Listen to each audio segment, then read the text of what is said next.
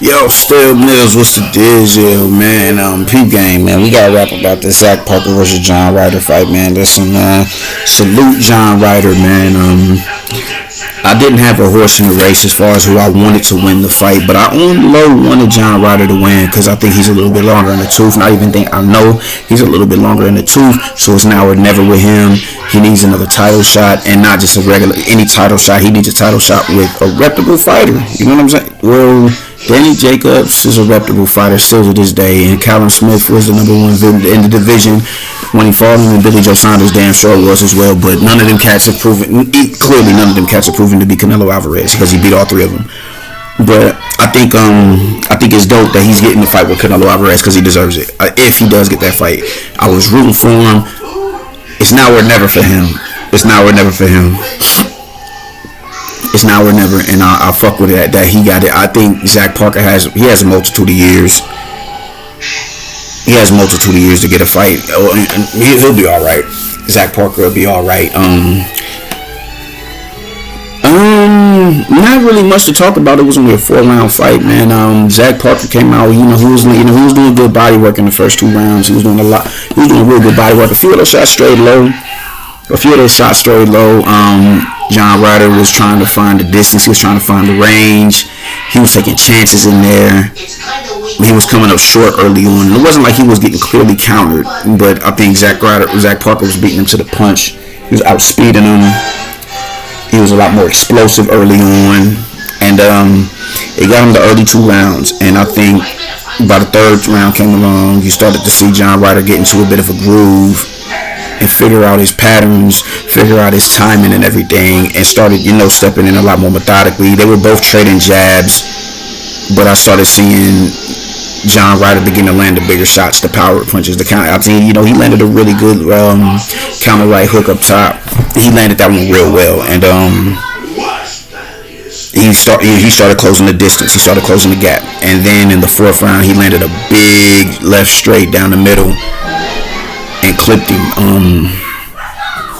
And then Zach Parker's hand, it ends up getting broke. One thing I will say about Zach Parker is I'm not a big fan of people who do a lot of switch hitting just for the sake of switch hitting, man. Because I think it's easier when you're dealing with somebody with a boxing brain. It's easier for somebody to begin to time you and get your methods down. Because and that's another thing. When he would switch to the southpaw stance, John Ryder would get he'd get a lot more comfortable and he'd take more chances in the same capacity that he did with Danny Jacobs.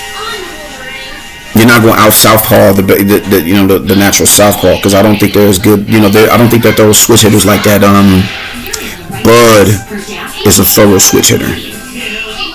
I don't even think Jared Anderson is thorough as far as switch hitting is concerned. Boots is a thorough switch hitter. He's a thorough switch hitter, at least from those, as far as from what we saw. Savannah Marshall, I think, is a thorough switch hitter. Who else do we got? I know it's just a ton of people that I'm missing, man. It's a ton of people that I'm missing. I wouldn't even call Tyson Fury really a thorough switch hitter. I wouldn't call him one either, even though he can switch hit. I think when you start switching left, giving people different looks and whatever the case may be, it's a lot of the times it just don't be different looks. It's just, all right, cool, I'm just switching stances here. Whatever. It's no rhyme or reason. I just have this skill at my disposal, so I'm going to use it, which I'm not mad at. But when you start stepping up in competition, that's just not going to work.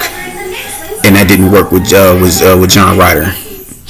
And even what I saw from Zach Parker when he was fighting out of the conventional stance, he was beating him on athleticism, not necessarily IQ and savvy. When Danny Jacobs fought John Ryder, he was able to completely neutralize John Ryder from rounds 1 to 6 with boxing intellect. You're a southpaw, I'm going to stay in the conventional stance, and I'm going to spin you to your lead hand. I'm going to circle jab to your lead hand and line you up straight for the right down the middle. I'm going to restrict your movement by putting my lead foot on the outside of your lead foot. You're going to be right in the direction of the line of fire for this right hand that's coming. And he was lining them up perfectly with that. With just subtle shit.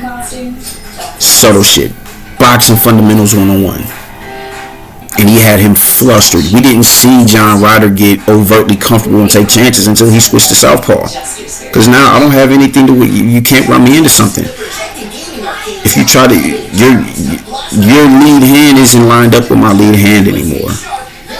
And I think Danny Jacobs is, I think he's better than John Ryder, so he wasn't able to, he wasn't able to catch him in the sense like, all right, cool, when you're spinning out, while you're trying to spin out, I can take my foot and put it on the outside of your lead foot and catch you with the, check right hook as you're trying to spin out. The same way Manny Pacquiao was doing to Keith Thurman. He wasn't landing. Now he's countering you with the lead right hand. John Ryder wasn't. He couldn't do that with Danny Jacobs out of the conventional stance. But when Danny Jacobs switched, that's when he started getting comfortable. And with Zach Parker, I didn't see that. I just seen him scoring. I didn't see him spinning out I didn't see him spinning John Ryder to his lead hand. I didn't see none of that. I just see somebody who was scoring. He was explosive. He was faster. He's younger. He has youth on his side. He's faster. He's younger. He's a lot more explosive. He can get in and get out faster. He can tap the body and be out of the way when you decide to hook him up top or hook up under him because his chin is exposed when he's down low like that. No. That's what I was seeing. I wasn't seeing IQ from him like that. He was beating him off of athleticism and youth. And I'm just like, and that was my biggest concern in the fight. I'm like, I don't see. I think that's how you beat John Ryder. You're gonna have to. That little subtle shit matters. That matters. Spinning somebody to their lead hand. That matters. That matters. And I wasn't seeing that from Zach Parker, man. But he did win the first 2 rounds, and I think. It's just, you're not gonna have a perfect fight. You're gonna miss big because that comes with taking chances. As long as you're defensively responsible enough and you commit to the shot enough to where he cannot be poised in front of that shot. He's gonna have to get completely out of the way of the shot because he's scared of the impact of the shot if it lands. That's what Zach Parker was doing. He wasn't poised in there to counter him. He was getting out of the way.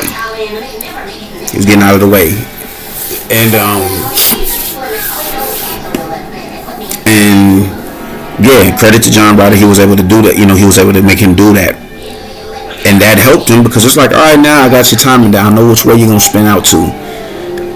I kind of got your rhythm of you switch hitting because it's kind of like he doesn't do. He does it in spurts. All right, cool. I had about 15 seconds of success right here in the southpaw stance. Now let me switch back to the conventional.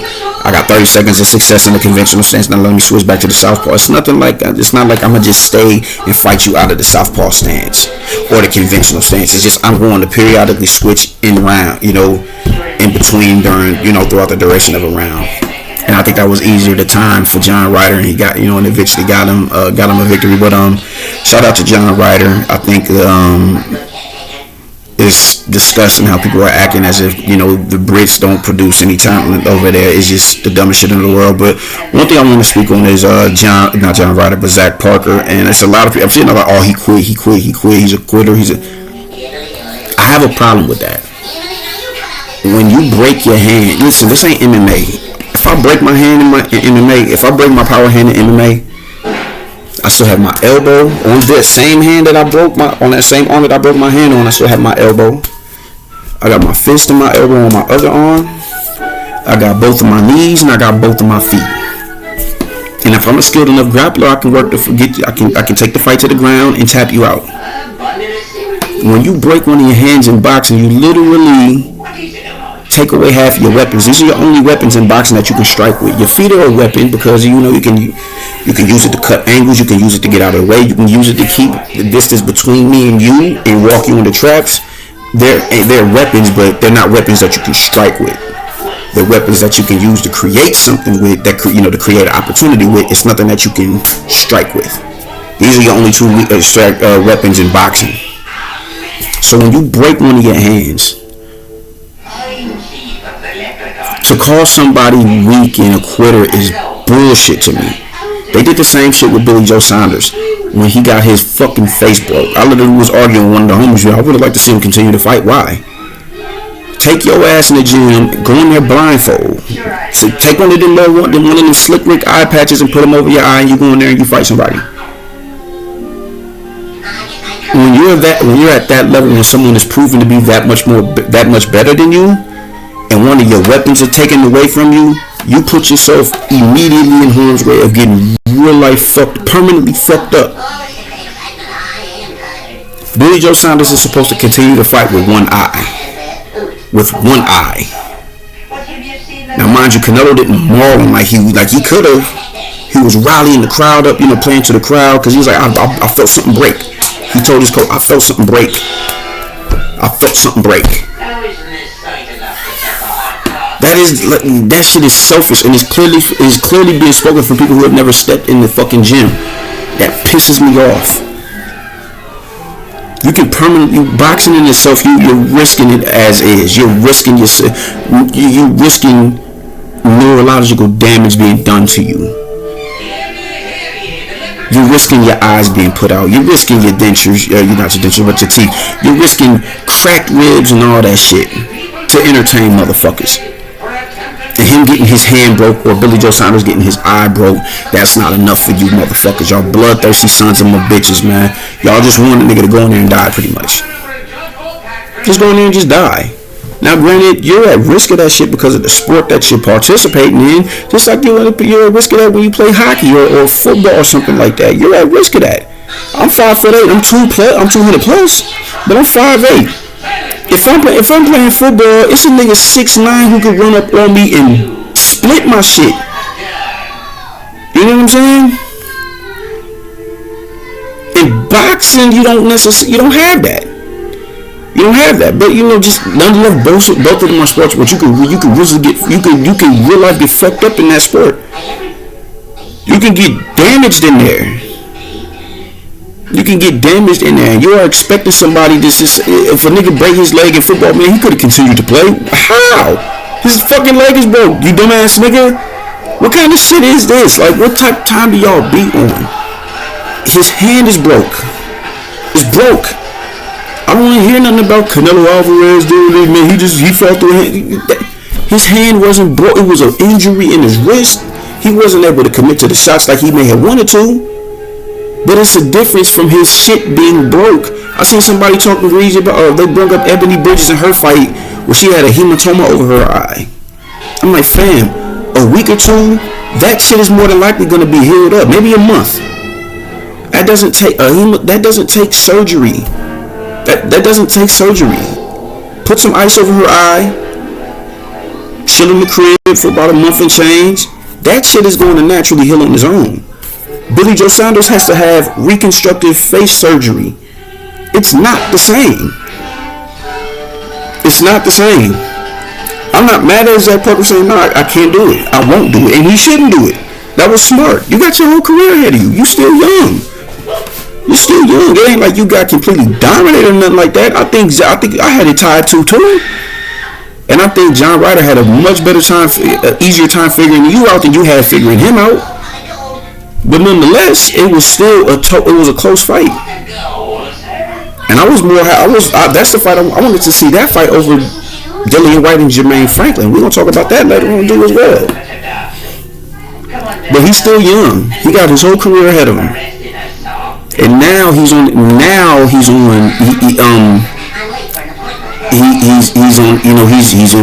within title contention.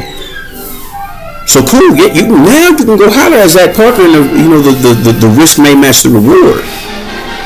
He got his whole career ahead of him. So for you to sit there and want him to fight through a broken hand is just some fucking barbaric ass bullshit.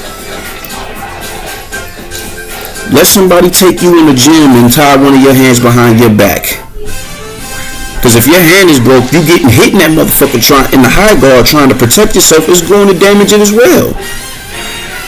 So let's tie your hand behind your back and you go in the gym and you use your instincts and your reflexes to get out of the way of everything. Roll up under the hooks, slip the straights,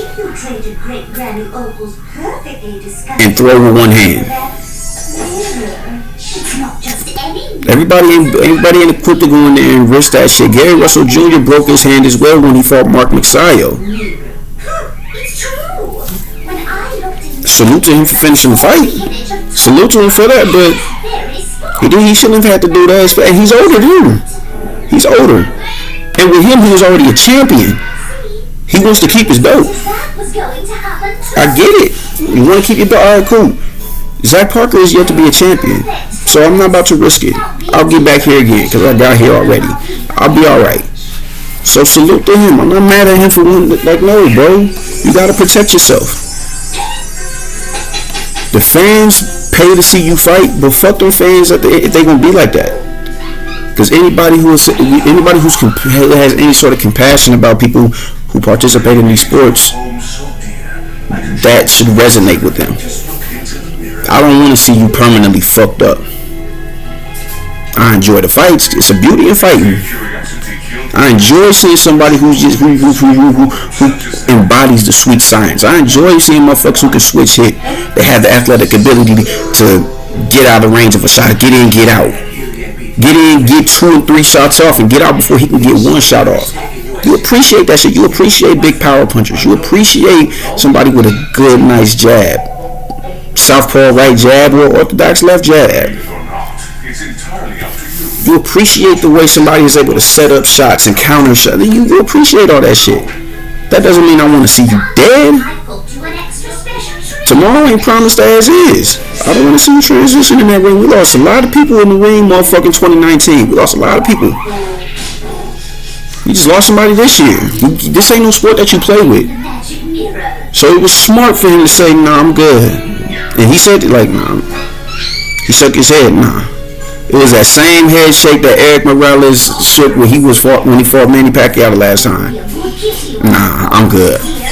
That's smart. So y'all kill all that heel quit, you this and that. Y'all kill all that shit. Cause half you motherfuckers ain't built to get in the ring to begin with. Half you motherfuckers ain't built to step in the middle of the street. Half you motherfuckers ain't built to go in the gym and hit a bag.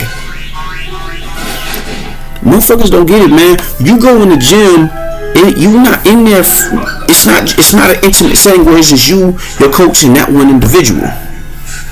When it's open spar days, you have multiple gyms in one setting. Everybody who's involved in that scene is willing to see you fight. If you're terrible, they're gonna be there to speak on how whack you are. Man, he got his ass beat. A lot of you niggas is not cut to do none of that shit. It's embarrassing getting beat down in gyms. I know for a fact that shit is embarrassing. It's embarrassing getting your ass beat. And a lot of you dudes ain't, y'all ain't tough enough to be, to stand up to that level of criticism. Y'all ain't tough enough to take no L in front of everybody. So y'all kill all that, y'all, man, he'll quit. No, he's not. He's smart. He's smart. That's the smart thing to do. This is sport at the end of the day. This ain't the Roman Coliseum. This ain't the gladiator days where you're fighting for your freedom, literally. This ain't none of that. These dudes are fighters. They fight for a profession. And this is how they make their money. So I'm not going to risk permanent damage to this shit right here. I'm not going to risk that shit. When I can just say, you got it. I'll catch you on the humble. I'll catch you on the rebound. Shout out to Zach Parker. He'll be back. Hopefully he'll be back better than ever. And his wrist is clearly going to go back stronger, so that may be proved to be beneficial to him. His knockout ratio we maybe see an uptick in his knockout ratio and his KO percentage. It's already a big KO percentage. We may see just a slight uptick from that right hand landing. We saw it from Ryder. What do I know, man? I'm about to get to cleaning up, man. My house is dirty as a motherfucker, man. I'll get with y'all later. Deuces.